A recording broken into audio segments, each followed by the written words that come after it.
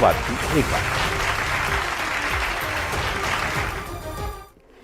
Number 1 channel के number 1 show कच्चा चिट्ठा में आप सभी का स्वागत है। आपके साथ मैं हूं सबीना तामंग देशमुख। कच्चा चिट्ठा में आज बात इजरायल को भड़काने वाले उस कदम की जिसकी चिंगारी जापान तक पहुंच चुकी है। रेड सी यानी लाल सागर की मिस्ट्री ने इस वक्त इजरायल और अमेरिका को बहुत ही ज्यादा डरा दिया है। वो खौफ के साए में है।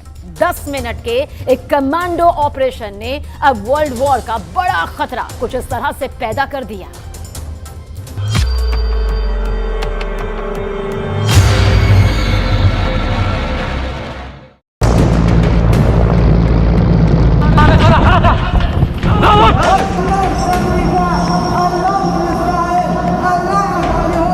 हेलीकॉप्टर एक जहाज के ऊपर मंडरा रहा है। हेलीकॉप्टर की कोशिश है कि वो किसी तरह शिप पर उतर जाए। खतरा बहुत ज्यादा है।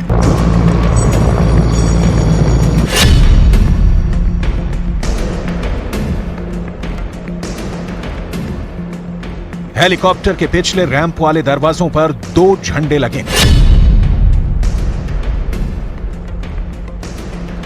एक है यमन का झंडा और उसके नीचे है फिलिस्तीन का फ्लैग। ये लाल सागर है। दुनिया इसे रेड सी के नाम से जानती है।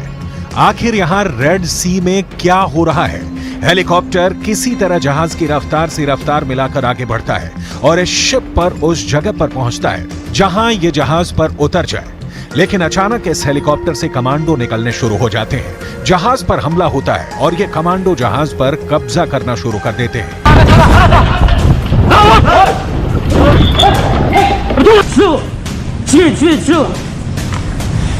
AK-47 और बाकी हथियारों से लैस ये कमांडो जहाज पर आगे बढ़ते हैं। हेलीकॉप्टर फौरन जहाज से उड़ जाता है।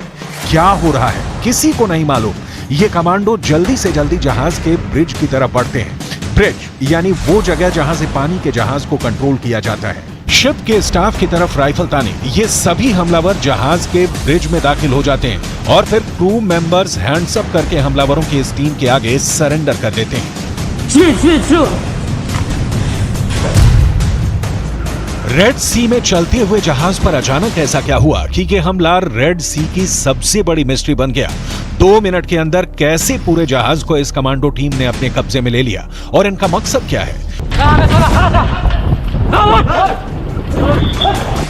शिप के ब्रिज पर कंट्रोल करने के बाद इन हमलावरों का कब्जा बाकी जहाज पर होने लगता है और फिर लगते हैं वो नारे जो यमन के हूती विद्रोही अमेरिका और इजरायल के खिलाफ लगाते हैं।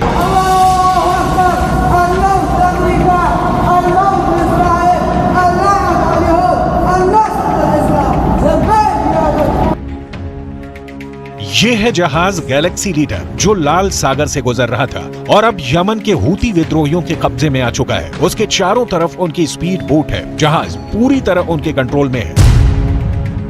यमन में बैठे हूती विद्रोहियों की सरकार का दावा है कि उसने इजरायल के जहाज को टारगेट किया है और ये गाजा में बमबारी का बदला है और ऐसे हमले होते रहेंगे।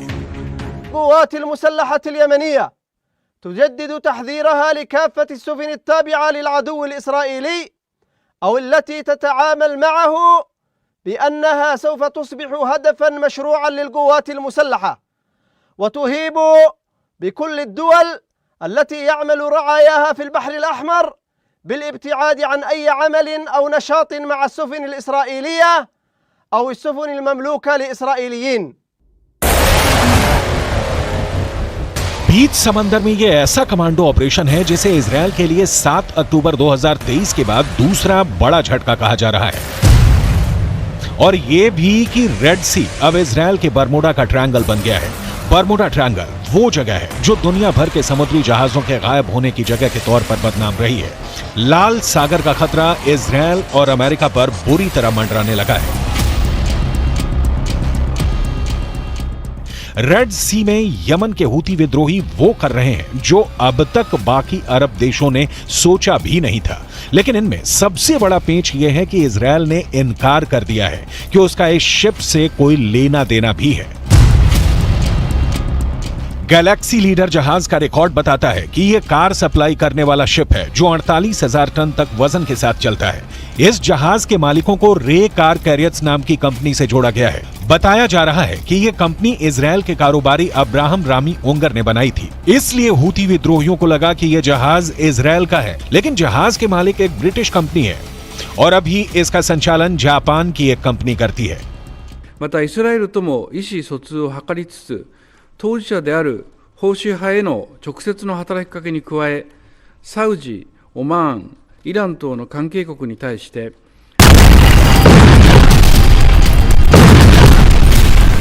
इसका मतलब साफ है, इजरायल और फिलिस्तीन के बीच चल रहे युद्ध में अब सिर्फ अमेरिका, ईरान और अरब देश ही नहीं बल्कि यूरोप से लेकर जापान तक फंस सकते हैं।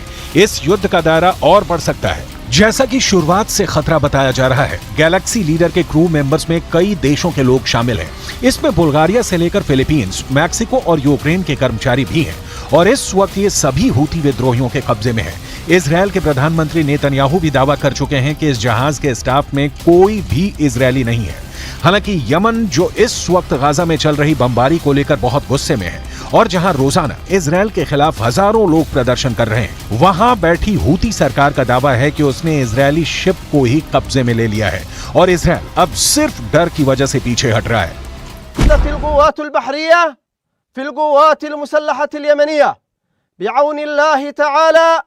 عملية عسكرية في البحر الأحمر كان من نتائجها الاستيلاء على سفينة إسرائيلية واجتيازها إلى الساحل اليمني. إن القوات المسلحة اليمنية تتعامل مع طاقم السفينة وفقا لتعاليم وقيم ديننا الإسلامي. शिप को लेकर हूती विद्रोहियों के दावे गलत हो सकते हैं, लेकिन यह मिसाइल अटैक साबित करता है कि यमन अब इजरायल के खिलाफ एक तीसरा मोर्चा खोल चुका है। यमन से फायर की जा रही मिसाइल और ड्रोन दक्षिणी इजरायल को टारगेट कर रहे हैं। सवाल है, क्या अब यमन होगा इजरायल का अगला टारगेट? क्या इजरायल अब यमन में भी गाजा जैसा ऑपरेशन चलाएगा और हमास के बाद यमन के हूती विद्रोहियों पर इजरायल की सेना टूट पड़ेगी? कुल मिलाकर इस वक्त रेड सी की मिस्ट्री इजरायल और अमेरिका के लिए बरमुडा ट्रायंगल वाला खतरा बन चुकी है। इजरायल दावा कर रहा है कि गैलेक्सी लीडर को ईरान की शह पर ही अगवा किया गया है और ईरान ही इस हाईजैक का मास्टरमाइंड है। تامزنی‌ها باطل و ناشی از شرایط بغرنجی است که رژیم صهیونیستی با آن دست به گریبان रेड सी की मिस्ट्री के पीछे मास्टरमाइंड कोई भी हो, इसका सबसे खतरनाक मकसद बाइडन और नेतन्याहू को साफ साफ नजर आ रहा है। बाइडन को लाल सागर में तूफान नजर आ रहा है तो नेतन्याहू को लग रहा है कि उन्हें गाजा और लेबनान के बाद तीसरे युद्ध में फंसाने की साजिश शुरू हो गई है। रेड सी की मिस्ट्री अब गाजा में चल रही बमबारी का बहुत बड़ा बदला कही जा रही है। इजरायल और अमेरिका को बड़ी चुनौती 4 एच से मिल रही है। ये चारों एच इजरायल और अमेरिका के लिए बहुत बड़ा खतरा बन चुके हैं। इन चारों एच को ईरान का पूरा समर्थन है। एच से हमास, जिसने गाजा में ग्राउंड ऑपरेशन के दौरान इजरायल को कड़ी टक्कर दी है। एच से हिजबुल्लाह यानी लेबनान का मिलिशिया, जिसने इजरायल के उत्तरी ठिकानों पर हमले शुरू कर दिए हैं। एच से इराक का मिलिशिया हश्द अल शाबी, जिसने इराक और सीरिया में अमेरिका के अड्डों पर हमले किए हैं। एच से हूथी यानी यमन का विद्रोही गुट, जिसने लाल सागर पर गुजरने वाले हर इजरायली शिप को टारगेट पर रख लिया है। Seizure of the motor vessel Galaxy Leader in the Red Sea is a flagrant violation of international law. We demand the immediate release of the ship and its crew, and we will consult with our allies and UN partners as appropriate on next steps. इस वक्त Lebanon और Israel के border पर ऐसा युद्ध चल रहा है कि गाजा में हो रहे हमले छोटे लगेंगे। देखिए हिजबुल्लाह ने कैसे बुरखान मिसाइल से इजरायल के अड्डे पर बहुत करीब से हमला किया। पहले मिसाइल फायर और कुछ दूरी पर इजरायल के अड्डे पर ये जाकर बिल्कुल सटीक जगह पर गिरती है। ये इजरायल के कब्जे वाले इलाके में उसकी सेना के अड्डे की हालत है। जहां मिसाइल गिरी उस जगह की हालत देखिए। लग रहा है कि इजरायल का पूरा मिलिट्री अड्डा तबाह हो गया है। तस्वीरें साफ साफ बता रही हैं कि यहाँ कैसे बर्बादी हुई है। हिजबुल्लाह ने अपनी छोटी दूरी की बुरखान मिसाइल से बहुत बड़ा नुकसान किया है। हिजबुल्लाह ने अपने सबसे खतरनाक स्नाइपर फोर्स उतार दी है। हिजबुल्लाह ने अपने एंटी टैंक दस्तों को इजरायल की पोस्ट पर लगातार हमलों का ऑर्डर जारी किया है। इजरायल के कई शहर टारगेट पर हैं। गाजा में बमबारी के खिलाफ हिजबुल्लाह और हूती दोनों ने अपना हथियार गोदाम खोल दिया है। यमन अब इजरायल के समुद्री जहाजों को भी टारगेट कर रहा है। लेकिन ऐसे हमलों और गाजा पर बमबारी जारी रखने के बीच नेतन्याहू ने अपना वॉर ट्रायंगल तैयार किया है। अल-शिफा अस्पताल के बाद अब गाजा के इंडोनेशियाई अस्पताल को भी इजरायल के टैंकों ने घेर लिया है। फिलिस्तीन की मीडिया ने यह दावा किया कि इजरायल इस अस्पताल के लोगों के साथ अत्याचार कर रहा है। इजरायल ने इस तरह के दावों का साफ तौर पर खंडन भी किया है। अब इजरायल को उम्मीद है कि उसका नया एक्शन हमास के बड़े अड्डे तक पहुंचने में मदद जरूर करेगा।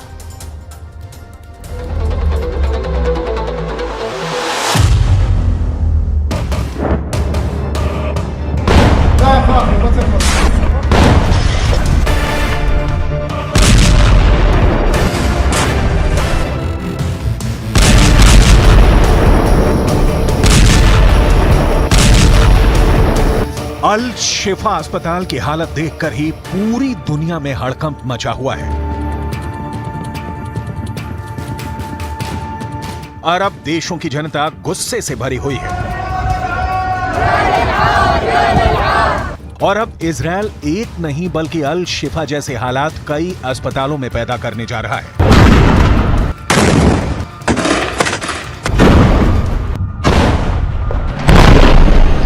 अल शिफा अस्पताल के बाद अब गाजा के इंडोनेशिया अस्पताल पर जबरदस्त हमला शुरू हो चुका है।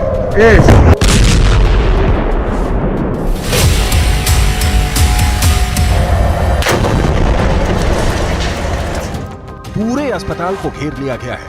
अस्पताल के आसपास तोपखाने लगा दिए गए हैं और फिलीपींस के अखबार जो रिपोर्ट्स दे रहे हैं उसके मुताबिक अस्पताल के अंदर दहशत इतनी ज्यादा है कि लोग बेहोश होकर गिर रहे हैं।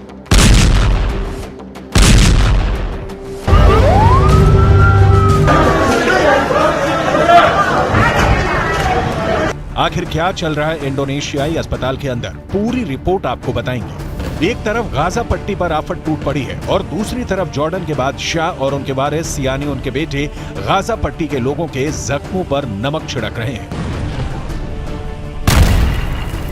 हमास की ताकत को इजरायल इस कदर नस्तोनाबूद कर रहा है कि पिछले 72 घंटे से इजरायल की राजधानी तेल अवीव पर एक भी मिसाइल अटैक नहीं हुआ था। और जब सोमवार को तेल अवीव पर एक मिसाइल अटैक हुआ तो जहां से मिसाइल अटैक हुआ उस रॉकेट लॉन्चर को भी गाजा के अंदर जाकर इजरायल ने तबाह कर दिया है।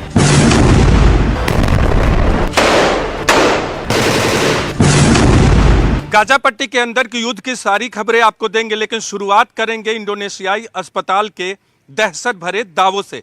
दरअसल गाजा पट्टी के अंदर स्थित इंडोनेशियाई अस्पताल इंडोनेशिया की सरकार और फिलिस्तीन की सरकार के बीच दोस्ती का एक बेजोड़ नमूना है और इंडोनेशिया की सरकार की मदद से ही ये अस्पताल खोला गया था ताकि गाजा में मरीजों का इलाज हो सके।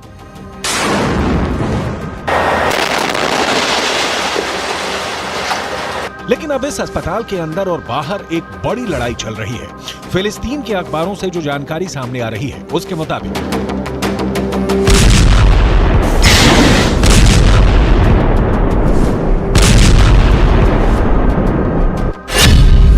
गाजा पट्टी के इंडोनेशियाई अस्पताल में इस वक्त करीब 700 मरीज हैं और करीब 5000 लोगों ने अस्पताल के अंदर शरण ले रखी है। अस्पताल के आसपास के इलाके में लगभग 10,000 लोगों ने शरण ले रखी है। अगर अस्पताल के कर्मचारियों की संख्या को भी मिला लें तो गाजा के इंडोनेशियाई अस्पताल और उसके आसपास के पूरे इलाके में करीब 20,000 लोग फंसे हुए हैं।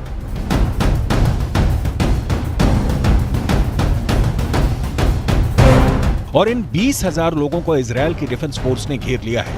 फिलिस्तीन के अखबार जो रिपोर्ट्स दे रहे हैं उसके मुताबिक इंडोनेशियाई अस्पताल को इजरायल ने अपने तोपखाने से घेर रखा है। गाजा के स्वास्थ्य मंत्रालय के प्रबंधक मुन्नेर अल बुर्रा ने इंडोनेशियाई अस्पताल का आंखों देखा हाल प्रस्तुत किया है। गाजा के स्वास्थ्य मंत्रालय के प्रबंधक का कहना है अस्पताल के बाहर निकलने की कोशिश जो भी कर रहा है उसको इजरायल डिफेंस फोर्स गोली मार दे रही है। कई लोग मारे जा चुके हैं और उनकी लाशें इंडोनेशियाई अस्पताल के बाहर पड़ी हुई हैं। इन लाशों को कफन ओढ़ाने वाला भी कोई नहीं है। अस्पताल के अंदर लोग इतने ज्यादा डरे हुए हैं कि जो पीड़ित हैं और जो मरीज हैं वो खड़े खड़े गश खाकर फर्श पर गिर रहे हैं।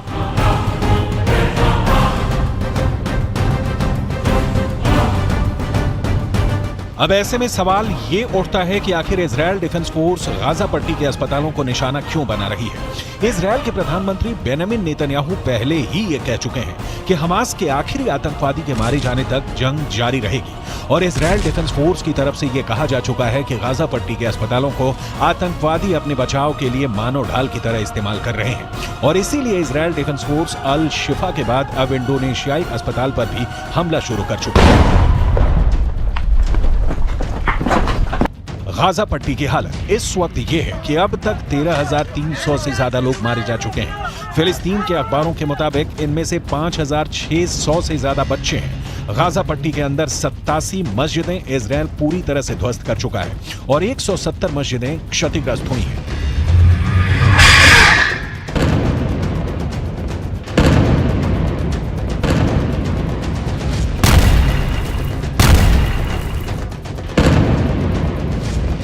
गाजा में एक बहुत बड़ा नरसंहार हो रहा है, लेकिन उसके बाद भी अमेरिका के नेशनल सिक्योरिटी काउंसिल के प्रवक्ता जॉन किर्बी ने पत्रकारों के सामने एक प्रेस कॉन्फ्रेंस में कहा है कि गाजा पट्टी में कोई नरसंहार नहीं हो रहा। ये पूरा बयान आपको सुनाएंगे और इसके आगे आपको ये भी बताएंगे कि कैसे जॉर्डन भी गाजा पट्टी के जख्मों पर नमक छिड़क रहा है। लेकिन सबसे पहले अमेरिका के उस पाखंड के बारे में बताना जरूरी है जो बिल्कुल साफ नजर आ रहा है। यूक्रेन और रूस के युद्ध में जब पुतिन की मिसाइल यूक्रेन पर कहर बनकर टूट रही थी और करीब 1,000 यूक्रेनी बच्चे हताहत हुए थे, तब ही अमेरिका ने यह कहना शुरू कर दिया था कि पुतिन नरसंहार कर रहे हैं। लेकिन गाजा पट्टी के अंदर हजारों मौतों के बाद भी अमेरिका इसे नरसंहार नहीं मान रहा। यह अमेरिका के दोहरे मापदंडों का बुक टेक्स्ट एग्जाम्पल है।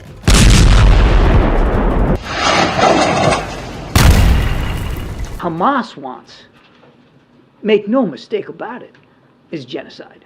They want to wipe Israel off the map. They've said so publicly, more than one occasion. In fact, just recently. And they've said that they're not going to stop. What happened on the 7th of October is going to happen again and again and again. And what happened on the 7th of October?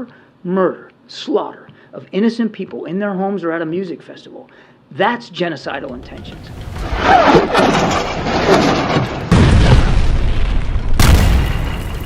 Malaysia के प्रधानमंत्री अनवर इब्राहिम ने कहा कि Ukraine की घटनाओं को नरसंहार मानना और गाजा पट्टी के मौतों को नजरअंदाज करना वैश्विक पाखंड है।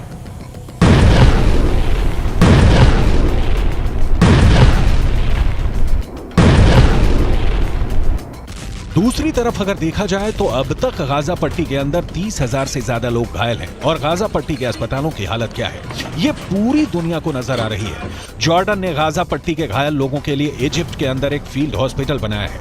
किंग अब्दुल्ला के बेटे खुद इस अस्पताल की निगरानी करने के लिए गए, लेकिन आपको जानकर हैरानी होगी कि इस फील्ड हॉस्पिटल में मात्र 40 बेड हैं, जबकि गाजा के अंदर 30,000 से ज्यादा लोग घायल हैं। और इन हालात में एक फील्ड हॉस्पिटल में मात्र 40 बेड का इंतजाम लोगों के लिए क्रूर मजाक है। مش سهله بس اهم شيء المعنويات تضل عاليه ان شاء الله. احنا زي ما بنعرف الجيش العربي ما شاء الله احنا دائما بنقوم بالواجب واقل شيء بنقدر نعمله انه نحاول نساعد اخواننا في غزه وفلسطين. فاكيد بدنا نعمل اكثر دائما بس انتم ما شاء الله يعني فرصه انكم تساعدوا الناس ونقدم الشيء اللي هم محتاجين ان شاء الله.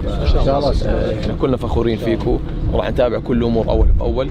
اهم شيء التنسيق بيناتكم والمعنويات تضل عاليه.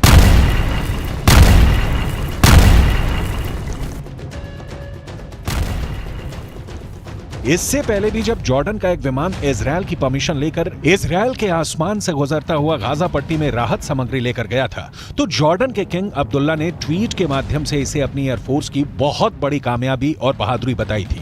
ये भी एक तरह से गाजा पट्टी के लोगों के साथ मजाक ही था, क्योंकि इजरायल की परमिशन से इजरायल के आसमान में जॉर्डन का विमान ले जाना कोई बहादुरी नहीं है।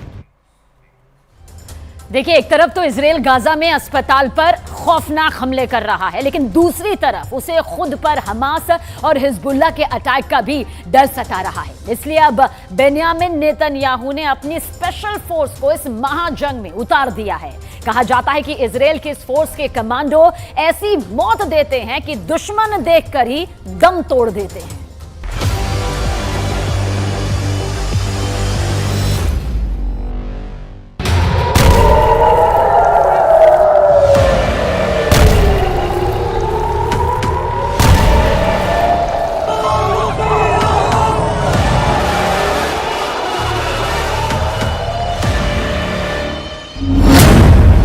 हमास के खिलाफ इजरायल का सबसे भरोसेमंद हथियार मोसाद फेल हो चुका है।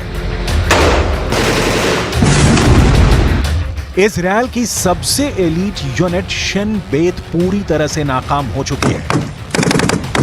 इजरायल की आर्मी अब तक हमास का पूरी तरह से सफाया कर पाने में नाकाम साबित हुई है। दूसरी तरफ हिजबुल्लाह ने इजरायल पर चढ़ाई करने का इरादा पक्का कर लिया है। ऐसे में नेतन्याहू को समझ में नहीं आ रहा है कि वो क्या करें। 7 अक्टूबर को हमास ने इजरायल पर हमला किया था। उसके फौरन बाद ही इजरायल के प्रधानमंत्री ने जंग का ऐलान कर दिया और कसम खाई कि वो अब हमास और उसके हमदर्दों का नामो निशान मिटाकर ही दम लेंगे।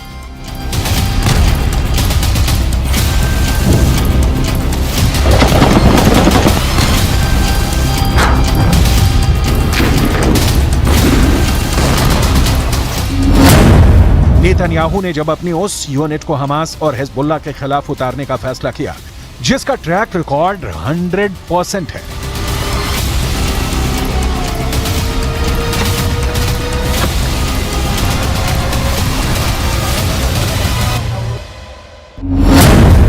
इजरायल ने युद्ध में अपनी यूनिट नंबर 504 को उतार दिया है। यूनिट नंबर 504 यानी वो कमांडो टीम जो एक हमले में 50 दुश्मनों को मारती है और फिर बाकी 500 दुश्मन हमला देखकर दम तोड़ देते हैं। यानी ये दुश्मनों को इतनी दर्दनाक मौत देती है कि 10 गुना दुश्मन देखकर मर जाते हैं।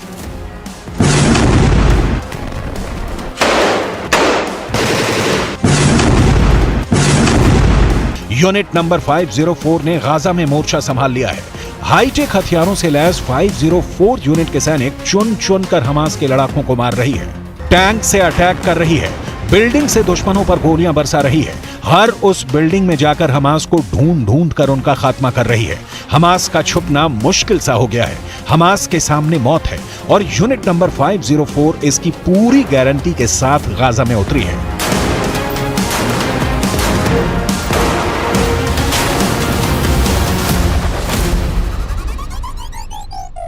डेढ़ महीने का युद्ध अब और भीषण हो गया है। दोनों तरफ से गोलीबारी चल रही है, युद्ध चल रहा है। इजरायल गाजा पर टैंक से हमला कर रहा है, एयर स्ट्राइक कर रहा है। उसकी आर्मी गाजा में घुसकर हमास के खिलाफ ऑपरेशन चला रही है। लेकिन नेतन्याहू की मोसाद और शिन बेत जिस पर उन्हें सबसे ज्यादा भरोसा था, वो शुरुआत में ही जैसे हमास के सामने सरेंडर कर गए। अपने प्रधानमंत्री की उम्मीदों पर खरा नहीं उतर पाई है। इजरायल की सेना ने उत्तरी गाजा में कई जगहों पर कब्जा तो किया, लेकिन हमास के जवाबी अटैक को संभालना मुश्किल हो गया। हमास की तरफ से उन्हें कड़ी टक्कर मिल रही है। हमास गुरिल्ला युद्ध लड़ रहा है।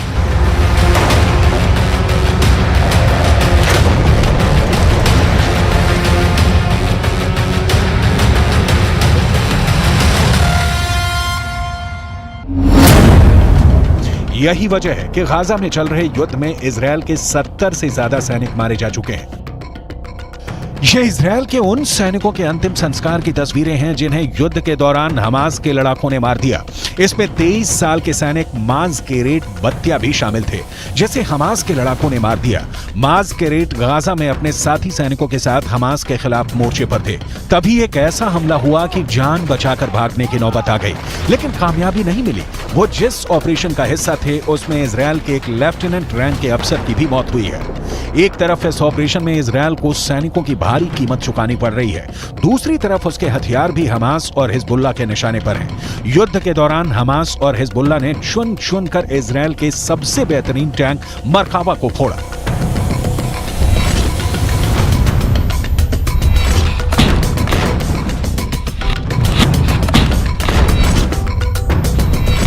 इन तस्वीरों को पूरी दुनिया ने देखा जब हिजबुल्लाह और हमास ने इजरायल के टैंक पर अटैक किया। हिजबुल्लाह ने एंटी टैंक मिसाइल से इजरायल के टैंक को निशाना बनाया था, तो हमास ने यासीन रॉकेट इजरायल के टैंक पर दागे। क्या ऐसे ही हमले अब यूनिट नंबर 504 को भी झेलने पड़ेंगे?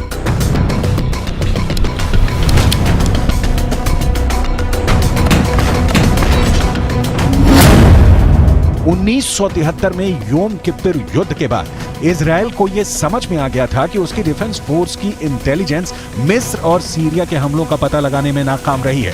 तब सरकार ने मोसाद और शिन बेत को मजबूत करना शुरू किया।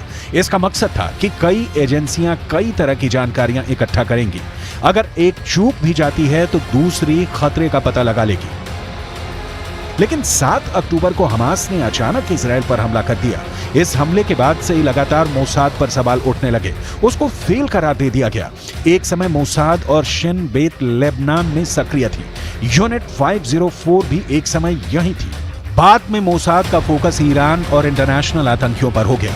वहीं शिन बेत को गाजा से जुड़ी जिम्मेदारी मिली। यूनिट 504 ने गाजा के अपने जासूसों को शिन बेत के हवाले कर पूरा फोकस लेबनान पर लगा दिया और अब हमास और इजराइल के युद्ध में 504 यूनिट की एंट्री हो चुकी है। लेकिन इजराइल की यूनिट नंबर 504 को सिर्फ गाजा में हमास की ही नहीं बल्कि लेबनान बॉर्डर की भी जिम्मेदारी मिली हुई है। इजराइल पर गाजा से तो टक्कर मिल ही रही है, लेबनान बॉर्डर भी उसके लिए सिरदर्द बना हुआ है। ऐसे में इजराइल फंस गया है कि वो गाजा संभाले या लेबनान बॉर्डर पर फोकस करे।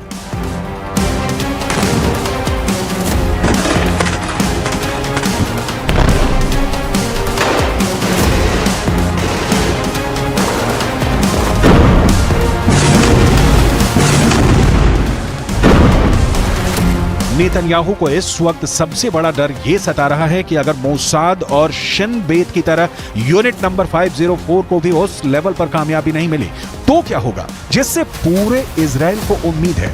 अगर यूनिट नंबर 504 पूरी तरह से फेल हो गए तो कौन बचाएगा? विकल्प क्या होगा? इजराइल को इस वक्त हमास और हिजबुल्लाह ने पूरी तरह घेर लिया है और इसमें उसकी इंटेलिजेंस एजेंसी और एलीट यूनिट फेल साबित हो रही है। लेबनान बॉर्डर से हिजबुल्लाह लगातार इजराइल पर हमले कर रहा है। ये उत्तर इजराइल के लेबनान बॉर्डर की तस्वीरें हैं। यहां हिजबुल्लाह के लड़ाकों ने आईडीएफ के बेरानेट बेस पर हमला किया और उसे तबाह कर दिया। इजराइल की आर्मी की तरफ से बताया गया कि लेबनान के बॉर्डर से एक के बाद एक हमले किए गए।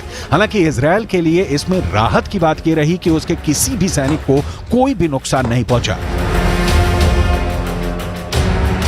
इजराइल को यह भी पता है कि हमास और हिजबुल्लाह के पास जब तक हथियार रहेंगे तब तक उसकी जमीन पर हमले होते रहेंगे। लिहाजा इजराइल के निशाने पर हमास के हथियार गोदाम है। इस तस्वीर को आईडीएफ ने जारी किया है।